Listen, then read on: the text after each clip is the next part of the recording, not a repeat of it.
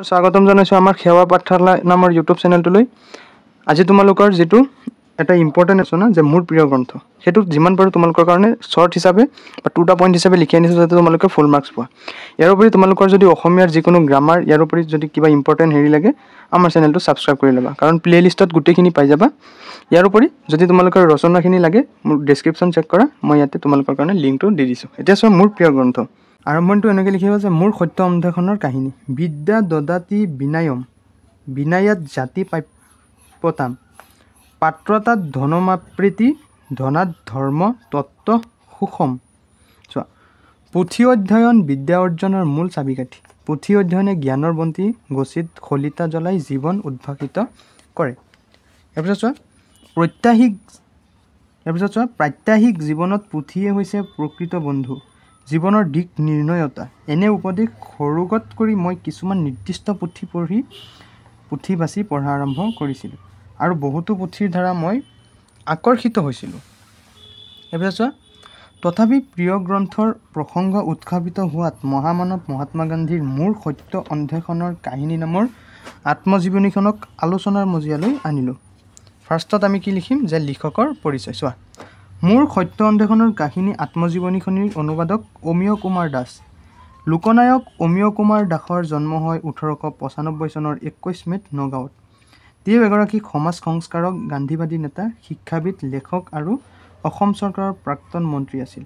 1993 চনত ভাৰত চৰকাৰে পদ্মভূষণ উপাধি প্ৰদান কৰিছিল আৰু 1998 চনত ভাৰতীয় ডাক বিভাগে তেওঁৰ সন্মানাৰ্থে এলানি ডাক টিকট প্ৰৱৰ্তন কৰে। মহাত্মা গান্ধীৰ the story of my experiment with truth গ্ৰন্থৰ অসমীয়া অনুবাদেই হ'ল মোৰ সত্য অন্বেষণৰ কাহিনী। 1975 চনৰ 23 জানুৱাৰীত এইগৰাকী মহান লেখকৰ মৃত্যু হয়। নেক্সট আমি লিখিম যে পুথিখন আমি কিয় বাছি লোৱাৰ কাৰণটো। চোৱা, পুথিখন বাছি লোৱাৰ কাৰণ, মোৰ সত্য অন্বেষণৰ কাহিনী আত্মজীৱনীখনিত গান্ধী জীৱনগাথা সহজ সৰল আৰু সাৱলীল ৰূপত ৰূপায়িত কৰিছে। 3টা খণ্ডত বিভক্ত আত্মজীৱনীখনিত মহাত্মা গান্ধীয়ে কেনেকৈ ব্ৰিটিছৰ বিৰুদ্ধে আন্দোলন কৰিছিল, লগতে অহিংসাৰ পথেৰে জগত জিনিছিল, এই সকলোবিলাক কথা সুন্দৰকৈ বৰ্ণনা কৰিছে। আৰু এই কথাবিলাকে মোৰ হৃদয়ত বাৰুকৈয়ে খুটি পুতি বহিছে। সেয়েহে গ্ৰন্থখন মোৰ অতিকৈ প্ৰিয় আৰু এইখন জীৱনৰ পথেয় স্বৰূপে মই সদায় লগত ৰাখিম। এতিয়া হ'ল আলোচনা। পুথিখনিক অমিয় কুমাৰ দাসে 3টা খণ্ডত ভাগ কৰিছে। প্ৰথম খণ্ডত দেখা যায় গান্ধীৰ জন্ম আৰু বংশ পৰিচয়। ল'ৰালি কালৰে পৰা গান্ধীয়ে পিতৃৰ পৰা লাভ কৰিছিল সত্যপৰায়ণতা, তেজস্বিতা আৰু মাতৃৰ পৰা লাভ কৰিছিল দয়াশীল, ক্ষমাশীল, সহনশীল আদি গুণবোৰ, যিবোৰে গান্ধী কুপথৰ পৰা সৎ পথলৈ লৈ অনাত সহায় কৰিছিল। সৰুকালত গান্ধী অসৎ সংগৰ প্ৰভাৱত পৰি মদ মাংস খাইছিল। তেওঁৰ নৈতিকতাৰ ইমানেই স্খলন ঘটিছিল যে শেষত মাকৰ সোণৰ খাৰু পৰ্যন্ত চুৰি কৰিছিল। মাক দেউতাকৰ পৰা পোৱা শিক্ষাই অতি সোনকালেই মনলৈ অনুশোচনা আনিছিল আৰু ভৱিষ্যতে নকৰাৰ সিদ্ধান্ত লৈছিল। এতিয়া চোৱা, আত্মজীৱনীখনিৰ 2য় খণ্ডত দেখা যায় কেনেকৈ তেওঁ আফ্ৰিকাৰ নাটালত প্ৰৱাসী ভাৰতীয়সকলৰ হৈ সংগ্ৰাম কৰিছিল। 1893 চনত গান্ধীয়ে ব্ৰিটিছ চৰকাৰৰ অন্যায় আৰু সৰ্বধ্বংসী বিলৰ বিৰুদ্ধে সংগ্ৰাম আৰম্ভ কৰিছিল। পিছলৈ ইয়াক সত্যাগ্ৰহ আন্দোলন নামে জনা যায়। এতিয়া চোৱা, আত্মজীৱনীখনৰ 3য় খণ্ডত দেখা যায় নাটালৰ পৰা ভাৰতলৈ ঘূৰি আহি গান্ধীয়ে সবৰমতী আশ্ৰম প্ৰতিষ্ঠা কৰে। 1920 চনত অসহযোগ আন্দোলনৰ গুৰি ধৰি ভাৰত ভ্ৰমণ কৰে আৰু 1930 চনত সত্যাগ্ৰহ আন্দোলন গঢ়ি দাণ্ডি যাত্ৰা কৰে।